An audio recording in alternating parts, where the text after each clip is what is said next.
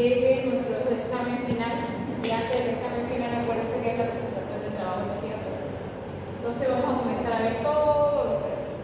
Hoy vamos a ver perfil diabético, la siguiente semana nos toca perfil hepático, la siguiente perfil renal. ¿Ya? Cuando hablamos de perfil diabético, hoy vamos a ver todas las pruebas que nosotros tenemos como médicos en nuestras manos para solicitar y llegar al diagnóstico de lo que es diabetes mellitus. Eso es lo que vamos a ver hoy, la parte de laboratorio. Porque yo sé que si ustedes agarran el internet, agarran el libro, van a encontrar un montón de información de lo que es diabetes. Eso sí, no va a quedar duro. Pero cuando comienzan a ver la parte de laboratorio, no hay un lugar donde a mí me den todos los laboratorios que yo pueda pedir. Tengo que estar sacando información de un lado, información del otro lado, y yo armar mi propio criterio respecto al laboratorio. Entonces, eso es lo que yo les voy a mostrar. ¿Cuáles son los laboratorios para cada perfil bioquímico? ¿Ya?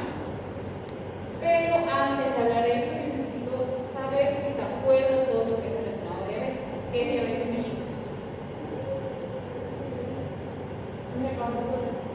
¿Pero qué es para vos diabetes mellitus? Cuando escuchas diabetes mellitus, ¿qué es?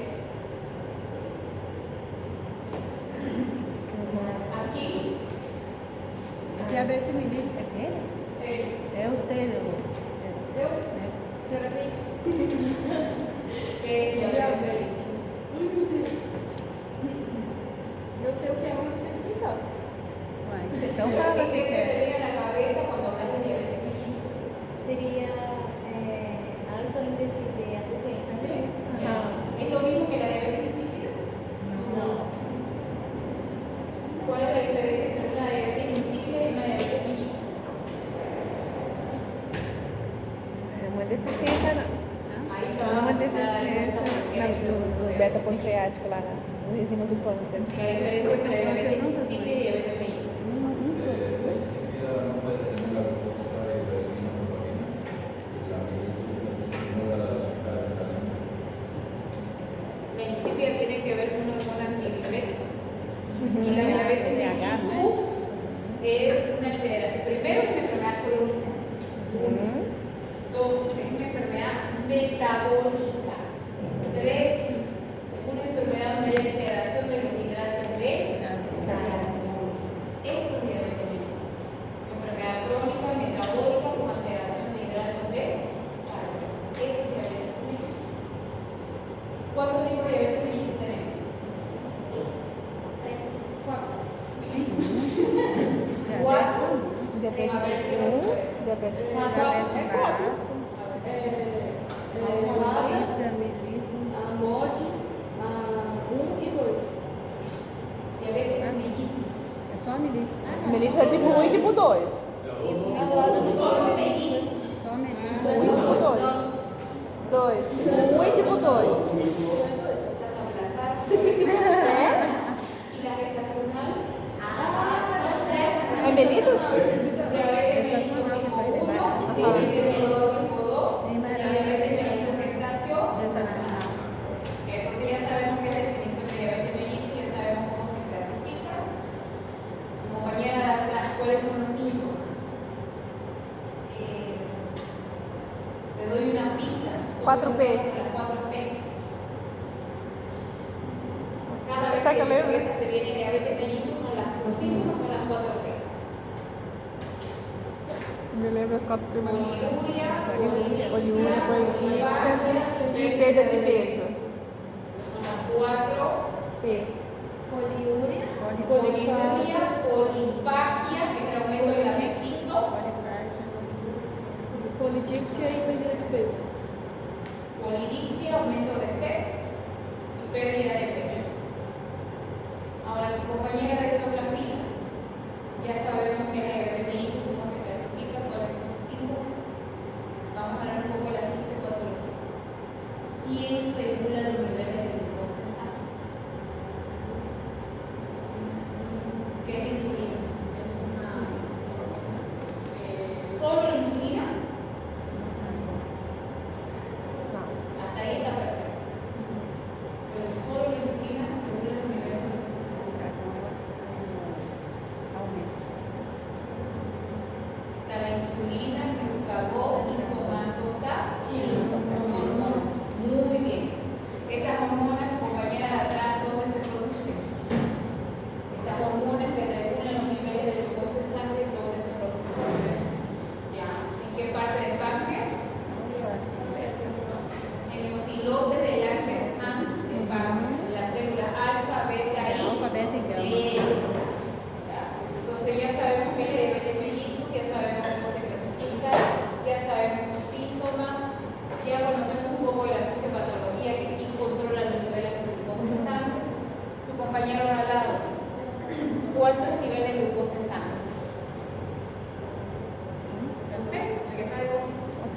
99, ¿Cuánto es el nivel normal de glucosa en sangre? 70,99, 70,99.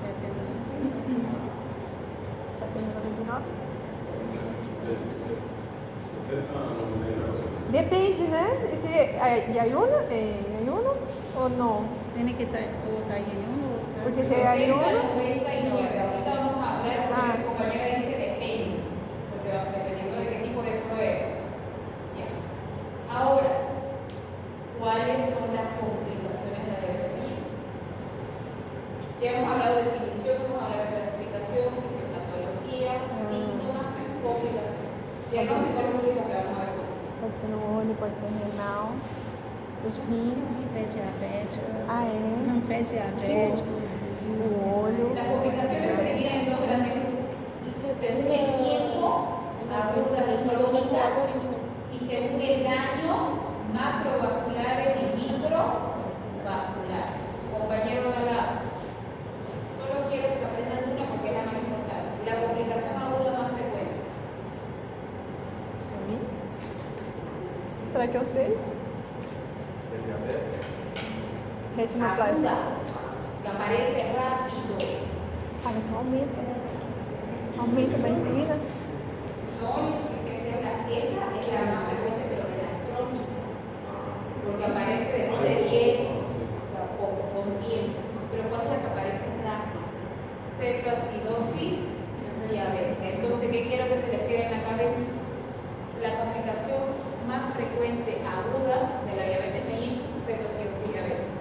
La complicación crónica más frecuente de la diabetes mellitus, nefropatía, diabetes. La cetoacidosis diabética es lo que nosotros llamamos triada bioquímica. ¿Por qué se llama triada bioquímica? Porque nosotros como médicos, cuando sospechamos que el paciente tiene cetoacidosis diabética, le pedimos la variadora.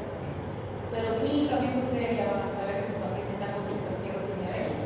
¿Alguien recuerda o conoce cuál es uno de los síntomas que yo veo en un paciente cuando está entrando en un cuadro de cetoacidosis diabética? Seguro que cuando si les comienzo a decir se van a acordar, pero quiero ver si alguien se acuerda. ¿Perdón? Muito Ya. urina, né? ¿Qué más?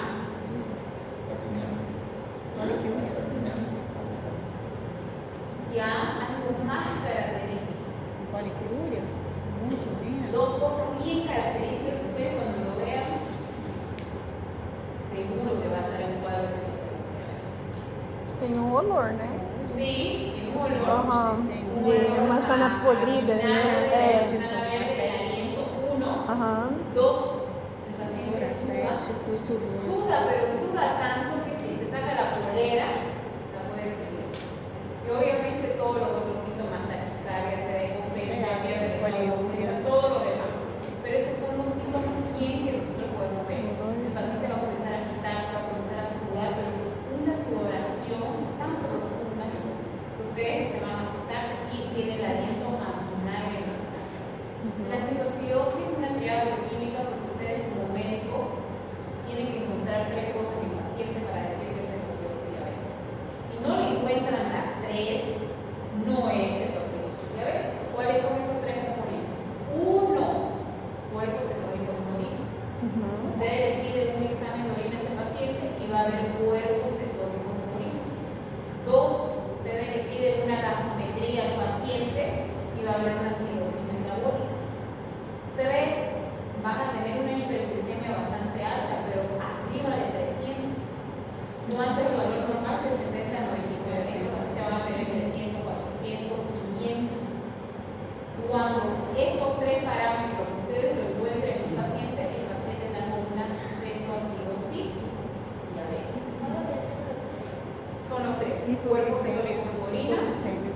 acidosis metabólica Hipoglicemia. y hiperglicemia, pero una hiperglicemia bien marcada. ¿Listo? O paciente Diferencia entre presente da diabetes quantidade. mellitus tipo 1 y tipo 2. La tipo 1 é que o pâncreas, Una, não, dígame uno. o pâncreas não produz a insulina e la tipo 2 se produz. Não é? Una es insulino dependiente, no produce, por lo tanto depende de la insulina. La otra la produce, pero no trabaja de manera adecuada, por lo tanto se llama no insulino Dependente. dependiente. Otra diferencia. Son tres diferencias que no se deben olvidar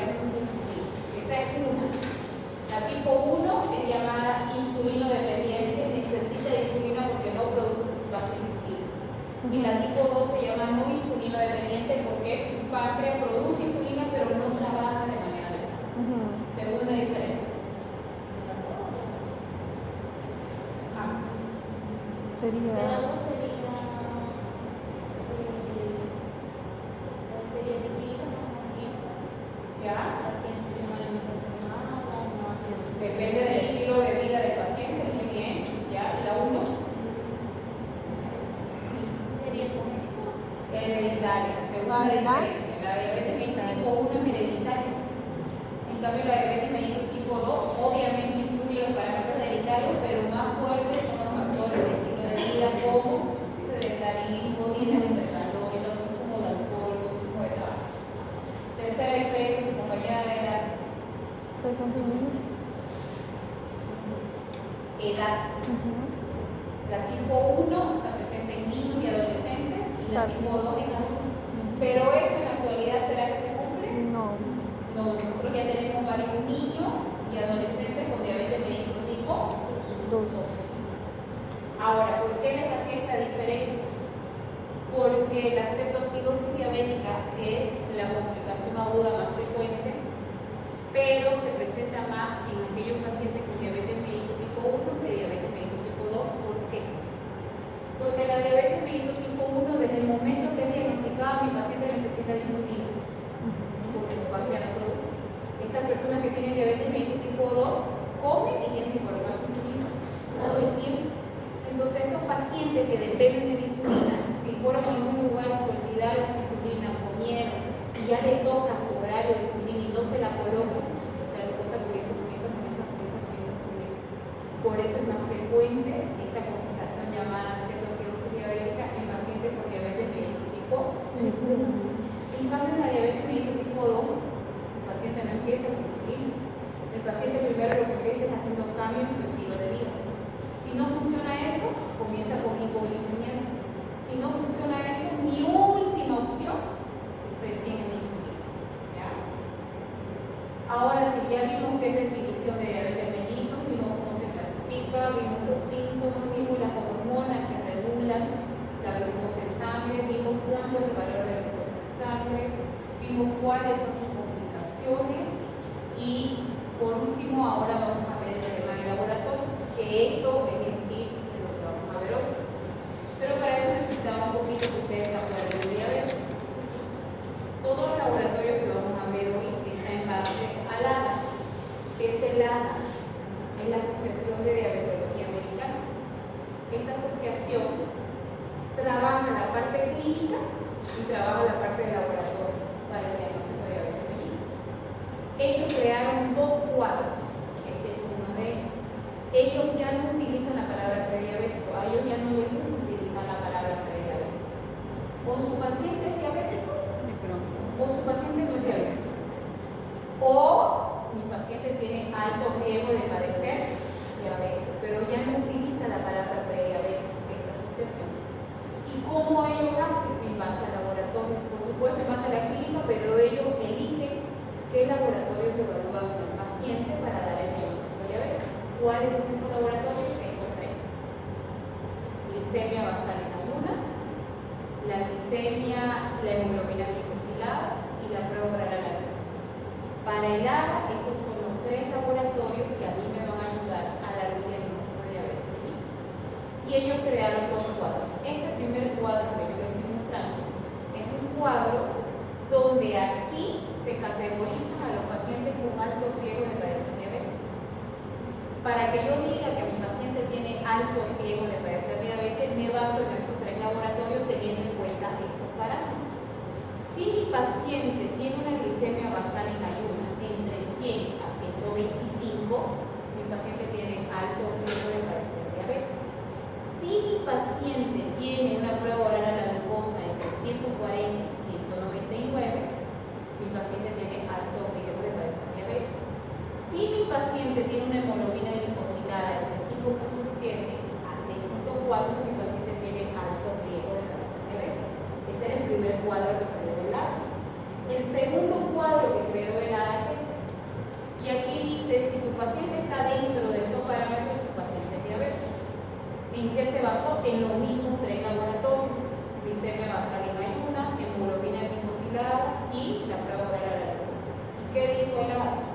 Si su paciente de ustedes tiene una glicemia basal en ayuna mayor o igual a 126, paciente la prueba oral a la glucosa de tu paciente es igual o mayor a 200, paciente diabético.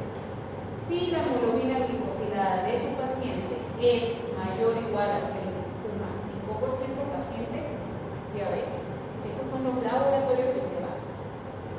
Ahora, esos laboratorios de LADA lo vamos a relacionar un poquito a los laboratorios que nosotros aquí en Bolivia tenemos para pedir y hacer el diagnóstico de diabetes mellitus. ¿Qué son esos? La glicemia, ahorita vamos a ver, la prueba oral a la glucosa, la intolerancia, la hemoglobina glicosilada y el examen de orina. Vamos a estudiar uno por uno. Comenzamos con la glicemia.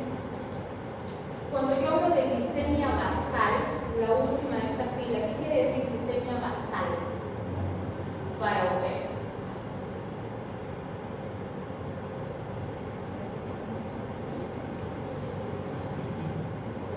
Cada vez que ustedes escuchen, vean o lean la palabra basal, quiere decir en sangre. Glicemia basal quiere decir glicemia en sangre. Ustedes como médicos tienen tres formas de medir glicemia en sangre. Tres formas de medir laboratorios de glicemia en sangre. ¿Cuáles son esas? Glicemia basal en ayuna, glicemia basal al azar y glicemia basal post-prandial. Cualquiera la puede pedir. ¿Son diferentes? Sí. Y en base a su criterio médico ustedes van a decidir cuál van a pedir. Ahora vamos a estudiar cada una de ellas. ¿Cuándo mido una glicemia basal en ayuno?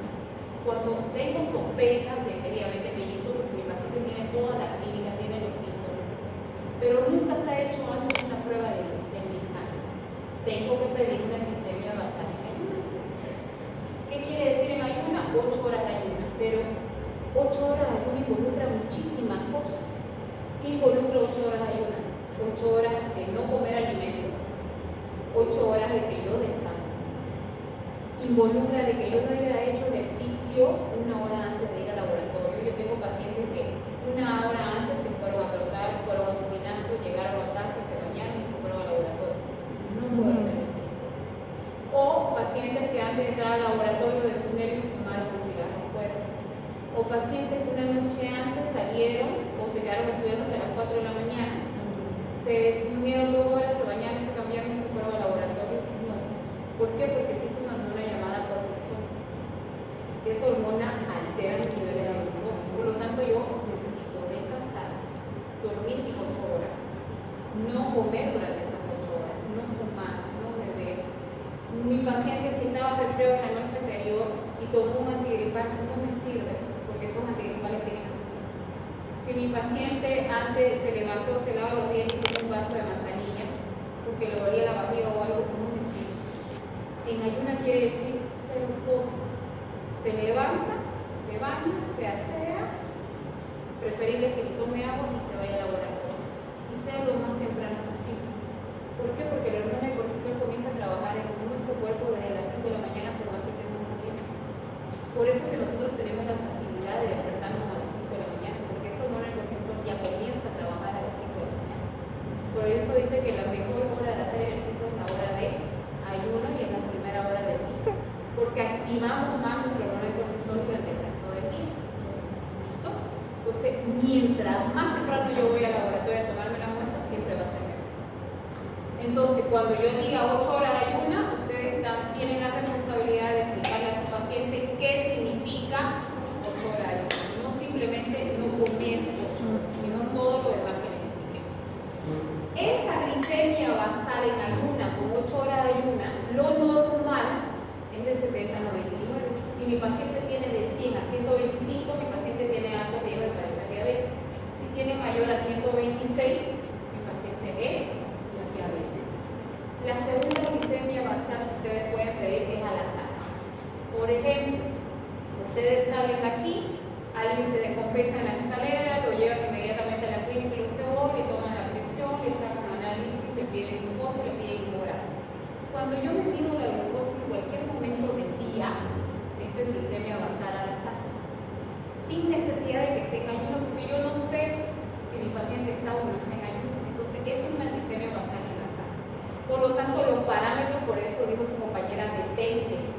Los parámetros de una glicemia basal al azar no va a ser lo mismo que una glicemia basal en ayuno.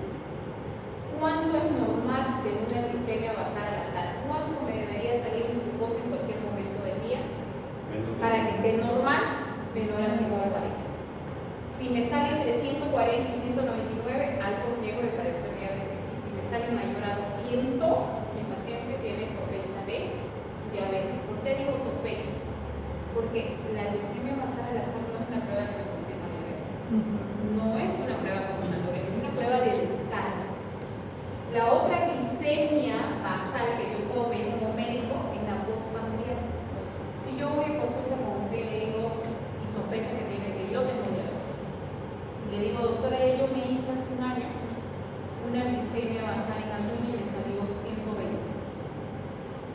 vuelves a pedir otra, ¿no? Porque ya pasó mucho tiempo.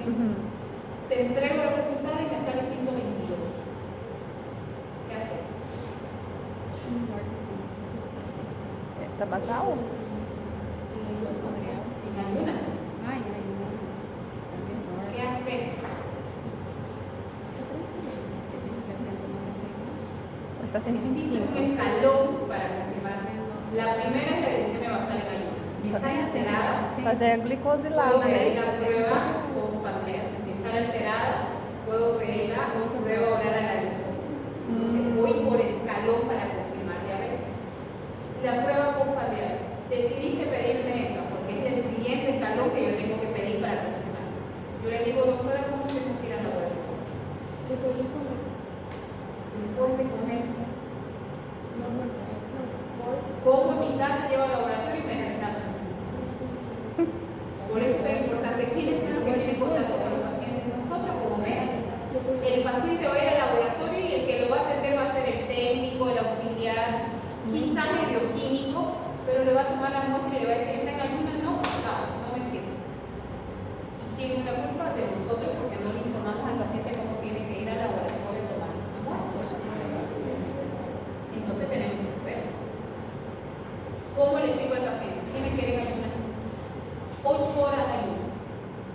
Pero yo le tengo que explicar al paciente que esta prueba demora 2 horas. Entonces, el paciente, ¿cómo se hace esta prueba? El paciente llega al laboratorio con sus 8 horas de ayuno, le sacan la sangre una vez. El paciente tiene que saber que lo van a pinchar 2 veces. La mayoría de los pacientes piensan que lo pinchan una vez y se van y listo. No quieren que lo pinchen 2, peor 3, peor 4 veces y peor no se quieren quedar en el laboratorio. Entonces yo tengo que saber cómo son estas pruebas porque yo tengo que decir que se va a quedar 2 horas y que lo van a pinchar más de una vez. Entonces el paciente llega con 8 horas de ayuno, le sacan la primera muestra y el bioquímico o técnico del laboratorio le va a decir vaya a desayunar. Pero su desayuno tiene que ser un desayuno similar a lo que cotidianamente come. Muchos de los pacientes, para que su nivel de glucosa esté baja, porque tiene miedo que esté alta, van y desayunan una manzana, toman un vaso de agua y listo. No quiero comer para que mi glucosa salga bien. No puedo hacer eso. Otros pacientes dicen, bueno, voy a comer para sentir energía o algo y comen, qué sé yo, un bife, huevo, un revuelto de hígado, combi. Tampoco puedo hacer eso. Mi desayuno tiene que ser lo más normal a lo que yo desayuno normalmente. Después que yo meto el último bocado de mi comida, de mi desayuno, porque no lo puedo hacer al mediodía, tiene que ser en ayuno a la primera muestra. Después que yo como mi último bocado, tengo que controlar el tiempo. Y tengo que controlar exactamente 2 horas. Y cuando lleguen esas 2 horas, yo ya tengo que estar en la puerta del laboratorio para que me tomen la segunda muestra. ¿Alguien me puede decir por qué tengo que esperar 2 horas? Absorção? Por el tema del metabolismo. Se supone que la literatura dice que mi cuerpo tarda en metabolizar los hidratos de carbono y convertirlo en glucosa, porque el hidrato de carbono, imagínense, es una cadena grande que cuando ingresa a mi cuerpo un pan, un carbohidrato, arroz, nunca lo que yo quiera, comienza la amilasa a salivar a quebrar ese carbohidrato, luego ingresa el quimo, el kilo, el ácido clorhídrico, la amilasa, la lipasa, siguen quebrando ese carbohidrato y lo hacen cadenas más simples, que es glucosa, fructosa y galactosa. Todo ese proceso digestivo, la literatura dice que es en 2 horas. Entonces, en 2 horas se supone que mi glucosa debería volver a su normalidad si tengo la glucosa normal. ¿No? Por eso es que después de 2 horas de desayunar me vuelven a medir la glucosa. Esa es la glicemia basal post-pan. ¿Quedó claro los 3 tipos de glicemia que ustedes pueden medir? Si cualquiera de esas 3 pruebas a ustedes les sale alterado, ¿qué quiere decir alterado? No les salen los valores normales. Ustedes optan por una prueba confirmatoria, que es la prueba oral a la glucosa. ¿Maya? ¿Victoria? Victoria. Todos me salieron alterados. Y yo quiero saber si soy diabética. Usted me dice, señora, tiene una prueba que se confirma, que es la prueba oral a la glucosa. Yo le digo, ya, me la voy a hacer, doctora, ¿me puede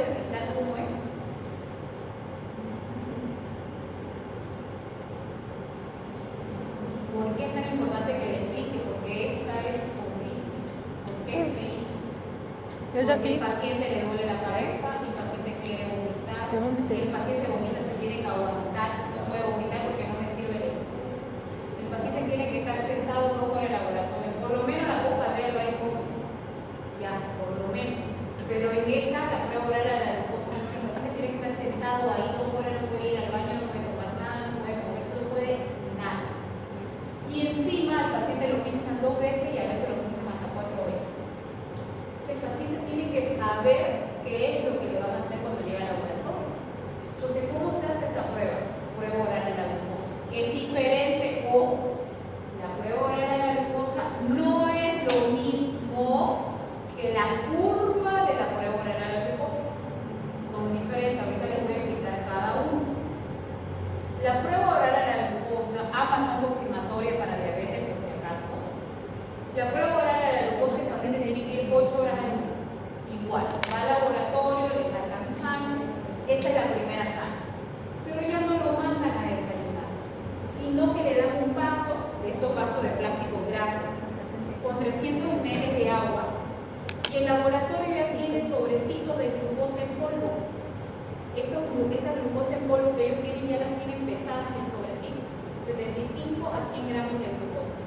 Abren el sobre, lo ponen en el vaso, lo mezclan y se lo dan al paciente.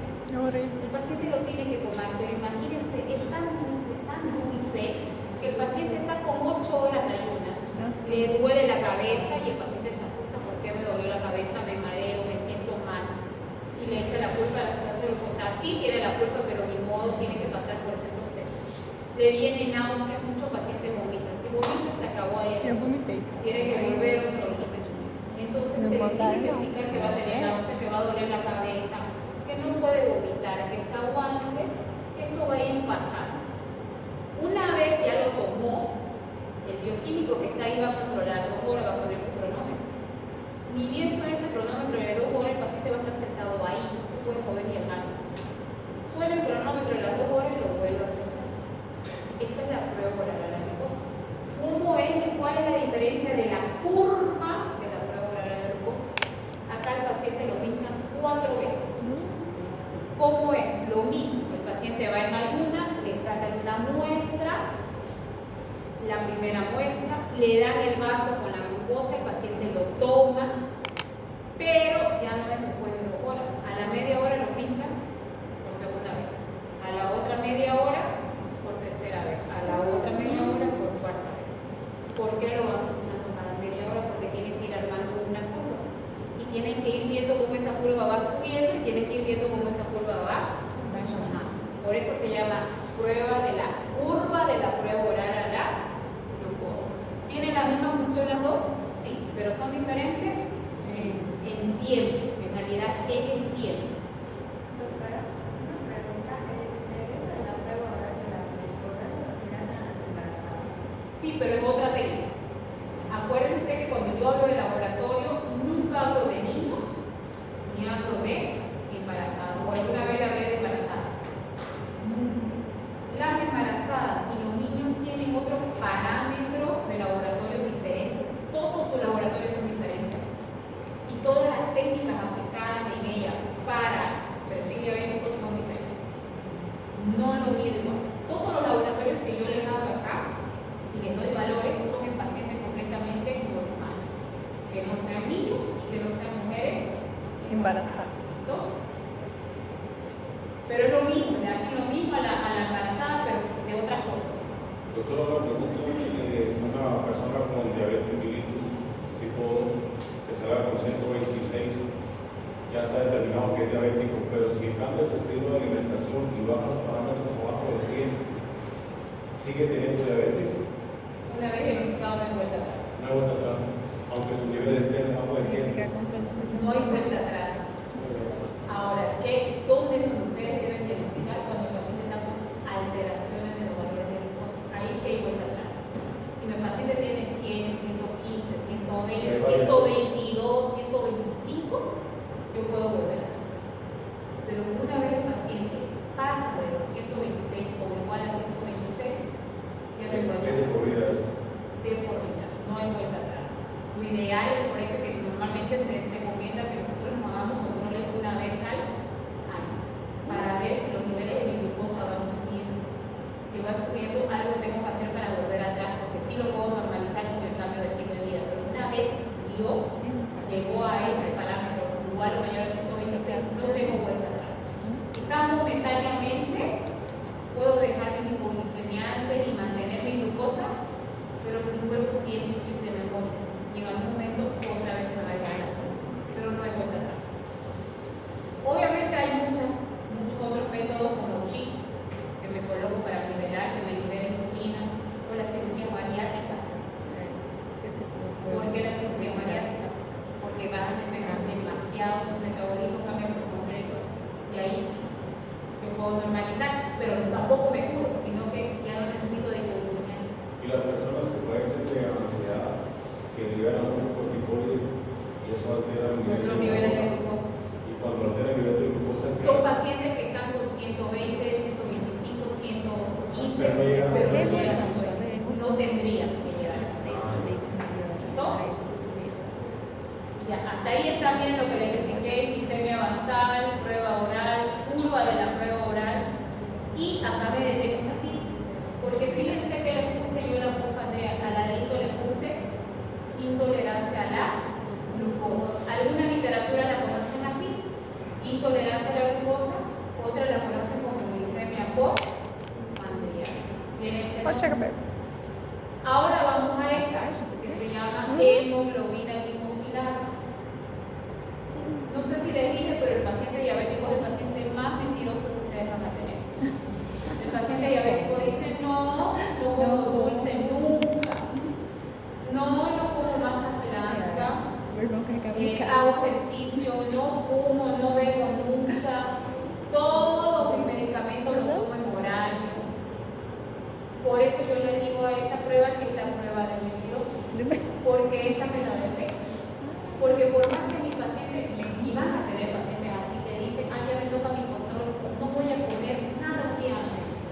Nada, pura dieta blanca, ¿para qué? Para que mi glucosa cuando me mida el otro día la doctora esté bien. Pero esta prueba es la prueba del mentiroso porque me mide la glucosa 3 meses antes de la toma de muerte. ¿Por qué me mide 3 meses antes de la toma de muerte? Porque la hemoglobina glicosilada, como su nombre dice, es la glucosa unida a la hemoglobina. ¿Y la hemoglobina dónde está? Dentro del próximo. 120 De días. 90 a 120 días. 90 a 120 días, ¿cuántos meses son? 3 meses. Por eso la hemoglobina glicosilada me mide el comportamiento de la glucosa 3 meses previo a la toma de muestra. Esa es una función. Muchas literaturas dicen que la hemoglobina glicosilada no es una prueba de diagnóstico, sino es una prueba de seguimiento a pacientes ya diagnosticados con diabetes.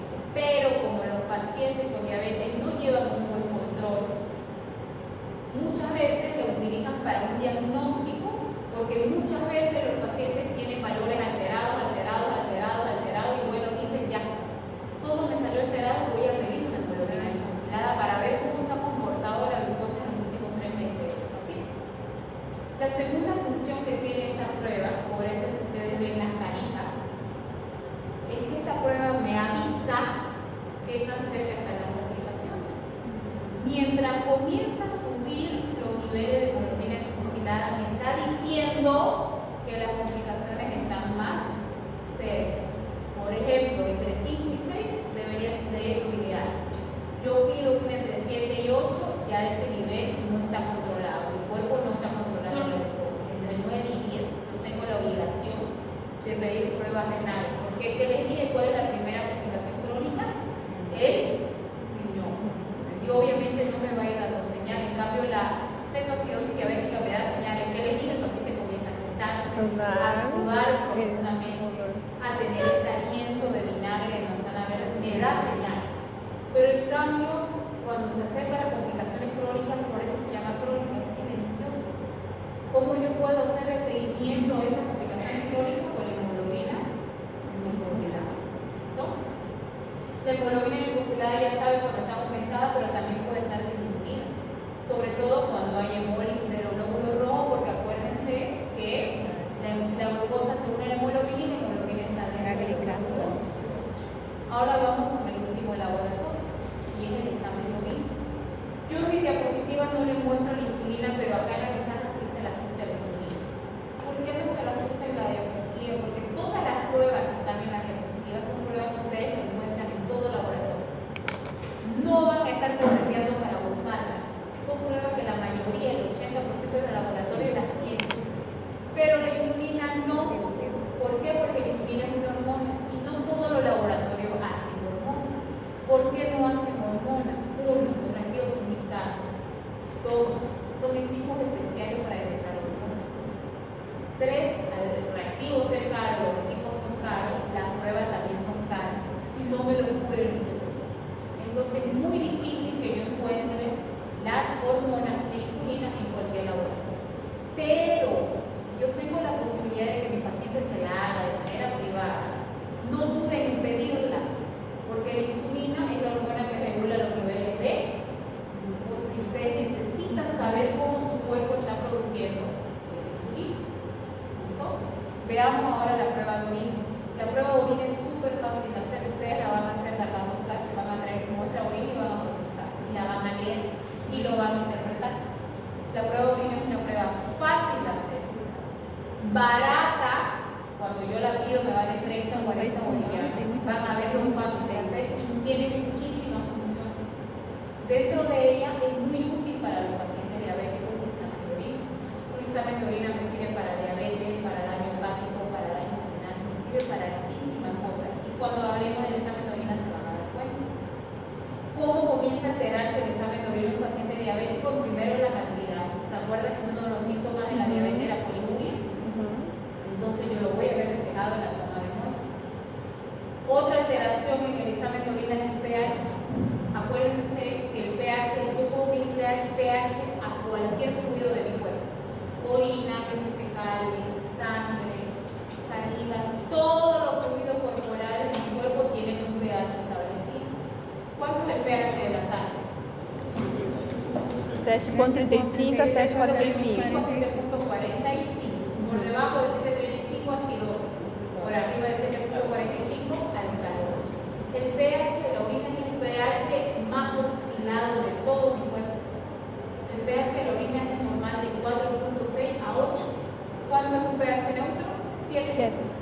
Pero miren, el pH normal de la orina es de 4.6 a 8. O sea que el pH algunas veces está ácido y otras veces está alcalino y es completamente normal. ¿Cuándo comienza a alterarse? En dos situaciones específicas respecto a nuestro tema. Cuando mi paciente tiene diabetes, el pH se vuelve ácido.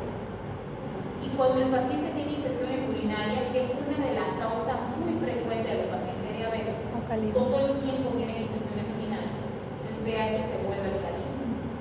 Ahora, ¿alguien me puede decir por qué los pacientes diabéticos todo el tiempo tienen infecciones urinarias? Todo el tiempo.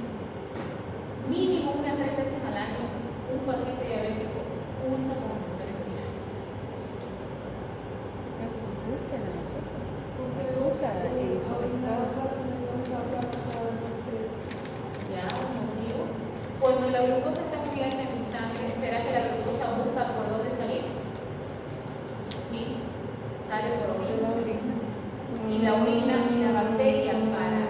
Y la orina que está súper dulce con azúcar, la bacteria prolifera mucho más rápido. Entonces, estos pacientes todo el tiempo tienen infecciones urinarias.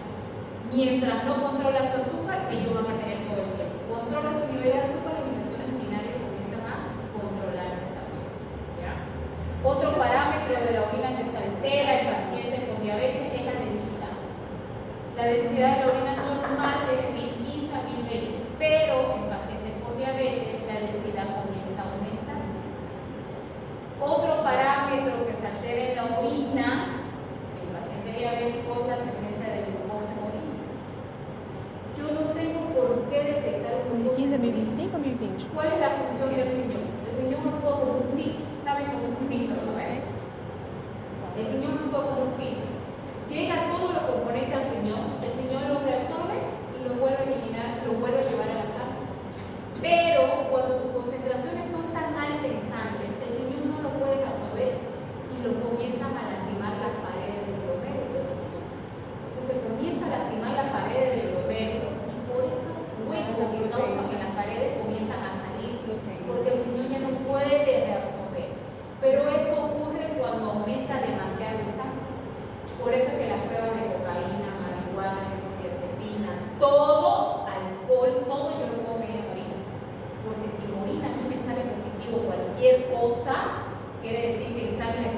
más Mucho más alto, que mi riñón no lo pudo reabsorber y lo tuvo que eliminar por orina. Por eso han visto esas películas que le quieren hacer alguna prueba de droga y lo acompañan hasta el baño y la persona orina y lo entrega, se pueden cambiar por orina.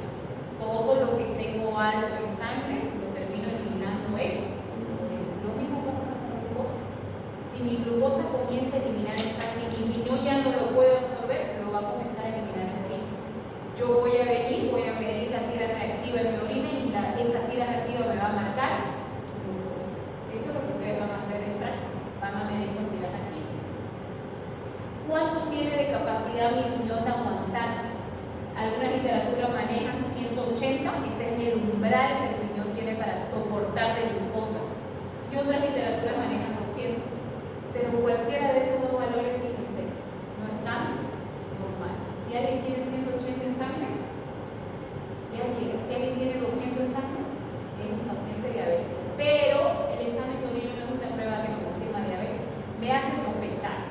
Si a mí me mandan glucosa positiva en orina, inmediatamente lo que yo tengo que hacer es medir glucosa en ayuna en sangre para confirmar.